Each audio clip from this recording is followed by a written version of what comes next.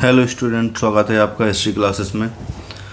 आज मैं class 12th का विषय इतिहास का जो पहला चैप्टर है ईंटें मन की तथा अस्थियाँ, उससे संबंधित जो महत्वपूर्ण तथ्य हैं जो एमपी बोर्ड के एग्ज़ाम में आते रहते हैं, उनसे संबंधित महत्वपूर्ण एनसीईआरटी बुक के जो तथ्य हैं उनको मैंने निकाला है, जो आपकी वार्षिक परीक्षा के लिए बहुत ही महत्वपूर्ण होंगे।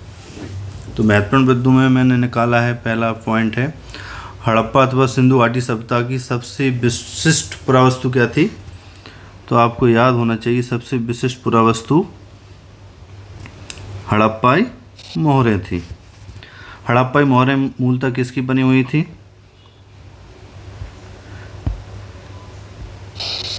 सैलखड़ी नामक पत्थर से बनाई गई थी और इन मोहरों पर सामान्य रूप से जानवरों के चित्र किसके होते थे? जानवरों के चित्र। और ऐसी लिपि के चित्र उत्कीर्ण थे जिन्हें अभी तक पढ़ा नहीं जा सका। तो यहाँ से और भी क्वेश्चन बन सकते हैं कि हड़प्पा सभ्यता की लिपि कैसी थी। तो आपको लिपि याद होनी चाहिए, चित्रात्मक थी और वो अभी तक पढ़ी नहीं गई है। चोलिस्तान।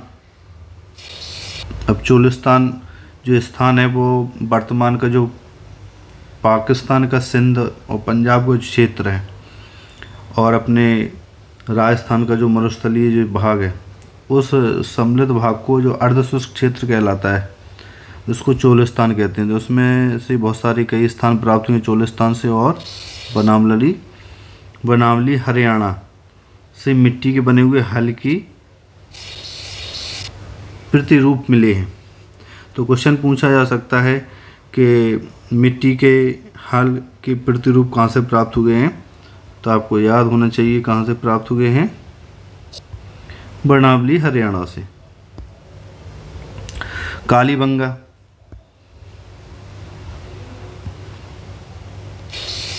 कालीबंगा राजस्थान नामक स्थान पर जुते हुए खेत, कैसे जुते हुए खेत का साक्ष्य मिला है और इसी स्थल से एक साथ दो अलग अलग फसलें उगाई जाती थी। तो ये भी क्वेश्चन पूछा जा सकता है 2 नंबर में, ऑब्जेक्टिव में, ट्रू एंड फॉल्स में। अधिकांश हड़प्पा स्थल कैसे थे? अर्धशुष्क क्षेत्रों में स्थित थे जहाँ संभवतः कृषि के लिए सिंचाई की आवश्यकता पड़ती थी। अफगानिस्तान के सोर्तुगई कौन सा क्षेत्र है? अफगानिस्तान क्षेत्र का सोर्तुगई नामक हड़प्पा स्थल से नहरों के कुछ अवशेष मिले हैं। तो क्वेश्चन आ सकता है कि हड़प्पा सभ्यता का कौन सा स्थल है जहाँ से नहरों के अवशेष मिले। तो बहुत ही इंपॉर्टेंट क्वेश्चन है, ये कभी भी पूछा जा सकता है, आपको अच्छे से याद रखना है। नेक्स्ट क्वेश्चन है धौलावीरा गुजरात में मिले जलाशयों का उपयोग संभवतः कृषि के लिए जल संचय हेतु किया जाता। तो क्वेश्चन पूछा जा सकता है तालाबों का प्रयोग सर्वप्रथम कहाँ पर हुआ है, या हड़प्पा सभ्यता के कौन से स्थल से तालाबों का प्रयोग होता था। तो ये जलाशय मतलब तालाब। आजकल भी जैसे बहुत सारे गाँव हैं जहाँ पर पानी की समस्या रहती है, वहाँ पर तालाब बनाए जाते हैं। तो ऐसे ही धौलावीरा जो स्थान है गुजरात में, वहाँ पर हड़प्पा कालीन सभ्यता का स्थल है जहाँ से जलाशयों के वो आपको साक्ष्य प्राप्त हुए। नेक्स्ट, हड़प्पा सभ्यता के उत्खनन से अवतल चक्कियाँ प्राप्त हुई। क्या प्राप्त हुई हैं? अवतल चक्कियाँ प्राप्त हुई। इसका विस्तृत क्वेश्चन है वो, उसका मैंने आंसर उसमें लिखा है। जिनका उपयोग अनाज पीसने और सालन पत्थर, आपने देखा होगा जो अपन घर पे मसाले होते हैं घर में पीसने के लिए यूज करते थे, सिल बोलते हैं जिसको, सालन पत्थर के रूप में भी इनका प्रयोग किया जाता था। मोहनजोदड़ो सबसे प्रसिद्ध पुरास्थल था उस हड़प्पा सभ्यता का। हड़प्पाई शहरों में सबसे अनूठी विशेषताओं में एक ध्यानपूर्वक जल निकासी प्रणाली थी। ये बहुत ही इंपॉर्टेंट क्वेश्चन है कि हड़प्पा सभ्यता की हड़प्पाई शहरों की सबसे अनूठी विशेषता क्या थी। तो वहाँ की जल निकासी प्रणाली।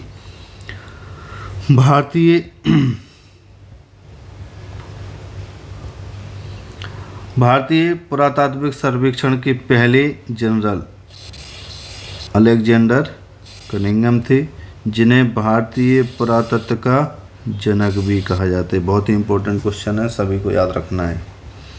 लोथल और धौलावीरा गुजरात जैसे पूरी बस्ती किलेबंद है, मतलब जो मोहनजोदड़ो, हड़प्पा, अन्य जो हैं उनमें क्या है कि जो नगर है वो दो भागों में डिवाइड है। क्या है? दो भागों में डिवाइडेड किया गया है। और उसके वजह से क्या होता है कि जो पूर्वी हिस्सा होता था दुर्गीकृत या बड़े जो ऊंचे वर्ग के लोग होते थे उनके लिए रहता था, और निचला हिस्सा अलग होता था, और इनके लिए अलग अलग चार दीवारें होती थी। जो दुर्ग क्षेत्र होता था वो पूर्णतः किलेबंद होता था, और इनको कहीं कहीं पर खुला रखा जाता था, कहीं पर अलग अलग किलेबंदी की जाती थी दोनों क्षेत्रों की। पर हड़प्पा सप्ताह के दो ऐसे स्थल हैं जैसे धौलावीरा और लोथल जो गुजरात में स्थित हैं। ये पूरी बस्ती किलेबंद है, मतलब कि ये मान लीजिए दुर्ग क्षेत्र हो गया और ये सामान क्षेत्र होगा, और इन दोनों क्षेत्रों को एक साथ दुर्गीकृत किया गया। ऐसे स्थल कौन से हैं? धौलावीरा और लोथल। पर कुछ स्थल ऐसे मिले हैं जी, मान लीजिए दुर्ग क्षेत्र, ये सामान बस्ती वाला क्षेत्र, सिर्फ इसको ही दुर्गीकृत किया गया, इसको छोड़ दिया गया। या कहीं कहीं पर क्या किया गया, ये दुर्ग क्षेत्र, सामान क्षेत्र, दोनों को अलग अलग दुर्गीकृत किया गया, मतलब जो प्राचीर होती है दीवार उसको बनाया गया है।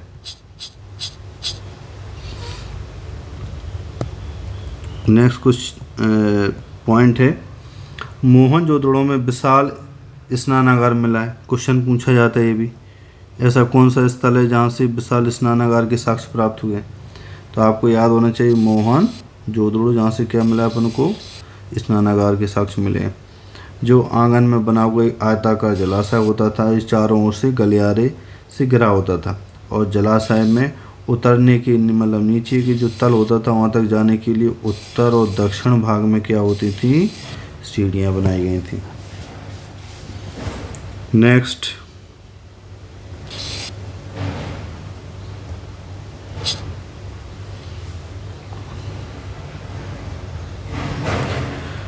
चन्हूदड़ो पूरी तरह से शिल्प उत्पादन में संलग्न थी। जो चन्हूदड़ो क्षेत्र था गुजरात के क्षेत्र में मिलता है। चन्हूदड़ो पूरी तरह से शिल्प उत्पादन में संलग्न थी, और शिल्प कार्यों में इसमें मनके बनाना, शंख की कटाई, धातु कर्म मतलब धातु से संबंधित वस्तु बनाना, मोहर निर्माण और बाट बनाना, ये कार्य सम्मिलित थे चन्हूदड़ो में। तो क्वेश्चन आ सकता है कि शिल्प उत्पादन के लिए हड़प्पा सप्ताह का कौन सा स्थल प्रसिद्ध था? चन्हूदड़ो। नागेश्वर और बालाकोट दोनों बस्तियां ये कौन से तट के किनारे हैं? समुद्र तट के किनारे। क्वेश्चन पूछा जा सकता है कि हड़प्पा सप्ताह के ऐसे कौन से स्थल हैं जो समुद्र तट के समीप स्थित हैं? तो नागेश्वर और बालाकोट। और इनमें चूड़ियाँ, करछियाँ और पच्चीकारी की बस्तियाँ सम्मिलित हैं के निर्माण के विशिष्ट केंद्र थे बालासोर और नागेश्वर और बालाकोट। नेक्स्ट,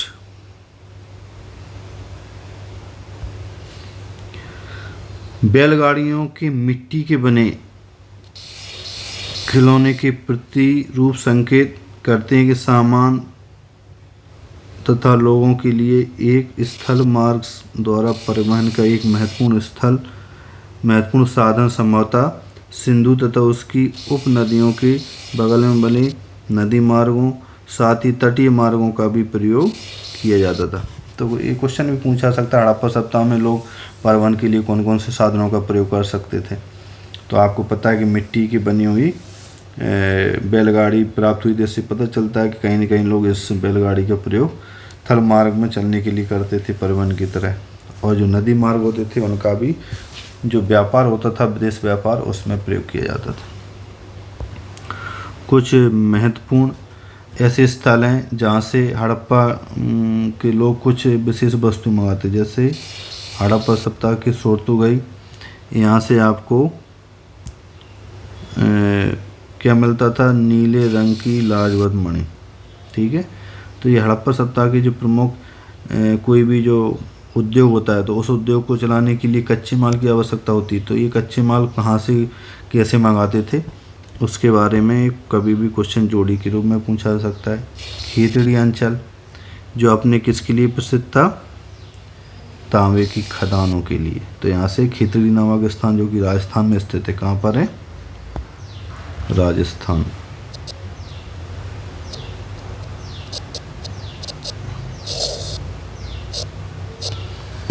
यहाँ से क्या किया जाता था, तांबे को मंगाया जाता था। और दक्षिण भारत विशेष तौर से कर्नाटक का क्षेत्र, से कर्नाटक बिल्कुल यहाँ पर कोलार की जो खाने थी सोने के लिए प्रसिद्ध थी, सोना यहाँ से मंगाया जाता था। और लोथल, यहाँ से कालीनियन लाल कलर का एक पत्थर होते थे जिसके बन के बनाए जाते थे, उसको लोथल नामक स्थान से प्राप्त किया जाता था। अब हड़प्पा सभ्यता के बारे में कुछ महत्वपूर्ण उल्लेख अपन को मेसोपोटामिया सभ्यता से भी प्राप्त होते हैं। तो मेसोपोटामिया के कुछ अभिलेखों से ऐसी प्राप्त जानकारी मिलती है कि मेसोपोटामिया के लोग हाजा पक्षी शब्द का प्रयोग मोर के लिए करते थे, जो सिंधु घाटी सभ्यता के लोगों के समय ये पाया जाता था और इसकी बहुत मांग थी मेसोपोटामिया सभ्यता के लोगों को। तो ये व्यापार में इसका उल्लेख मिलता है कि हाजा नामक जो पक्षी होता था, इसकी आवाज़ इतनी तेज़ होती थी कि इसके राजा के राजप्रसाद तक सुनाई देती थी। हड़प्पा सभ्यता का संपर्क ओमान, बहरीन, मेसोपोटामिया से समुद्र मार्ग से था।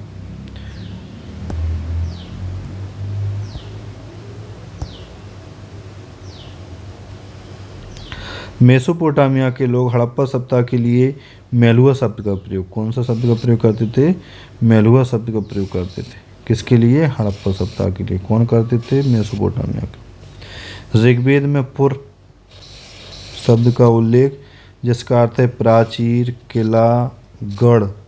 आर्यों के युद्ध के देवता इंद्र को पुरंदर अर्थात गण विध्वंसक भी कहा गया है। तो ये शब्द याद रखना है कि ऋग्वेद में पुर शब्द का उल्लेख मिलता है, जिसका अर्थ होता है किला।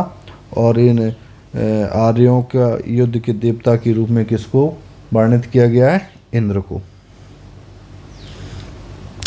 कालीबंगा और लोथल नामक जो स्थल हैं, यहाँ से आपको अग्नि वेदिकाएँ प्राप्त हुई। क्या प्राप्त हुई हैं, अग्नि वेदिकाएँ। तो ये क्वेश्चन पूछा जा सकता है कि हड़प्पा सभ्यता के कौन से स्थल से अग्नि वेदिकाएँ मिली। हड़प्पा वासी अपनी मोहरों पर बनाए गए कुछ जानवरों, हड़प्पा वासी अपनी जो मोहरें होती थी उन पे कुछ विशेष प्रकार का जानवर होता था, जिसे एक श्रृंगी या एक सींग वाला जानवर कहा जाता था। इसका मूलतः जितनी भी बहुत सारी जो उनकी मोहरें प्राप्त हुई उसमें इसी जानवर का चित्र देखने को मिलता है।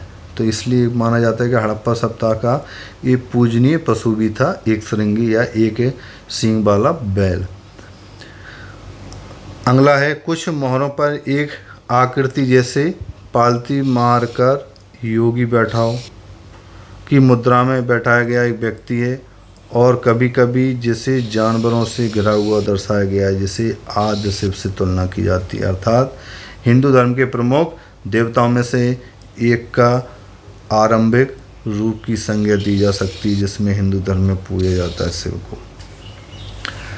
और हिंदू धर्म में शिवलिंग शब्द का प्रयोग होता है, जिसमें शिव जी की तरह प्रयोग किया जाता है। तो लिंग शब्द का उस परिष्कृत पत्थर को कहा जाता था जिसकी पूजा भगवान शिव के रूप में होती थी, आज भी होती है। और कुछ लोग इस बात को लेकर के अलग अलग मत हैं कि ऋग्वेद में जो उल्लेख मिलता है रुद्र का, और जो हड़प्पा सभ्यता में शिव या आदि शिव का जो उल्लेख है एक तरह का, वो अलग अलग हैं। और इसमें इतिहासकारों में अलग अलग मत भी हैं। और कुछ लोगों का मानना है कि वहाँ पर समन जैसी कुछ अवधारणा रही थी। कौन सी, समन।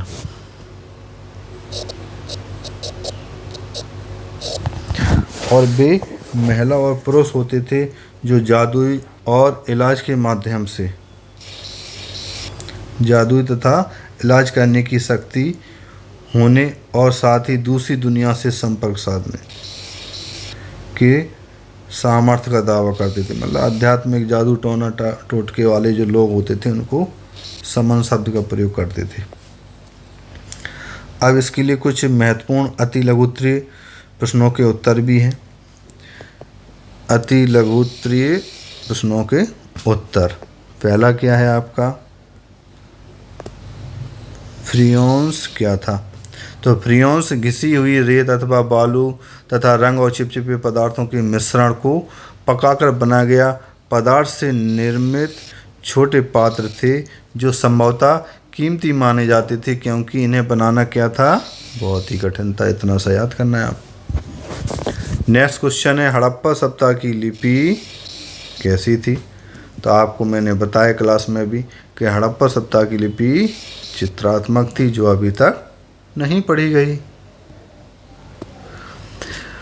पुरातत्वविद संस्कृति शब्द, कौन सा शब्द, संस्कृति शब्द का प्रयोग किसके लिए करते हैं? तो पुरातत्वविद संस्कृति शब्द का प्रयोग पुरावस्तुओं के ऐसे समूह के लिए करते हैं जो एक विशिष्ट शैली के होते हैं।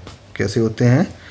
विशिष्ट शैली के होते हैं। सामान्यतः एक साथ एक विशेष भौगोलिक क्षेत्र कालखंड से संबद्ध होते हैं।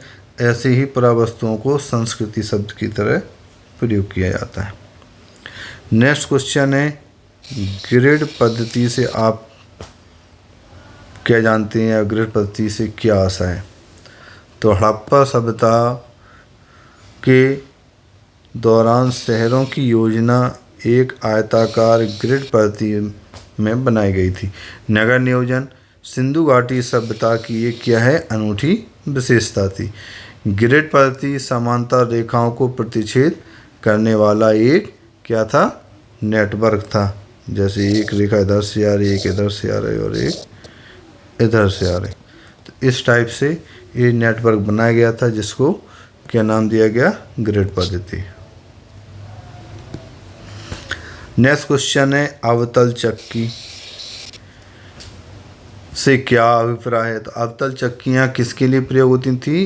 अनाज पीसने के लिए। क्वेश्चन आज ये कहाँ से प्राप्त हुई? तो मोहनजोदड़ो से उपयोग में लाई जाती थी। साधारणतः ये चक्कियाँ स्थूल, कठोर और ककरीले अग्निज, कैसे पत्थर थे, अग्निज अथवा बलुआ पत्थर से निर्मित होती थीं।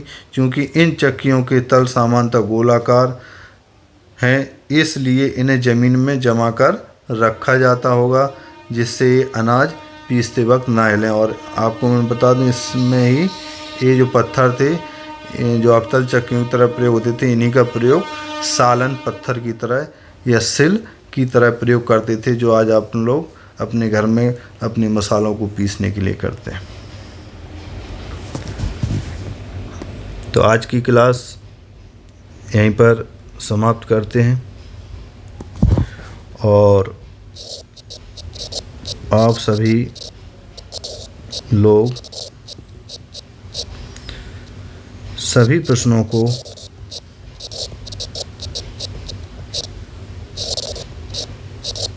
अच्छे से तैयार कर लें और इनको आप लिख भी सकते हैं। और हमारा जो वीडियो अच्छा लगे तो लाइक ज़रूर कर दें एवं हमारी चैनल को सब्सक्राइब भी कर लें, जिससे आपको ऐसे और वीडियो समय समय पर लाता रहूं। थैंक यू, और नेक्स्ट वीडियो आपको जल्दी लाऊंगा। लाइक एंड सब्सक्राइब ज़रूर करें और बेल आइकन दबा लें, जिससे आने वाली वीडियो आपको नोटिफिकेशन मिल सके। सभी छात्राओं को धन्यवाद।